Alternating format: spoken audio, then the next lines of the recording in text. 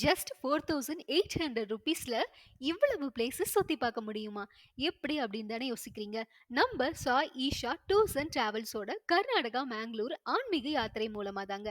இந்த யாத்திரையில மங்களூர் வழியா முருகேஸ்வரர் டெம்பிள், கொல்லூர் மூகாம்பிகை, தர்மஸ்தலா, உடுப்பி, மங்களூருவில் உள்ள மேலும் பல ஆன்மீக தலங்களை சுற்றி பார்க்கலாம்.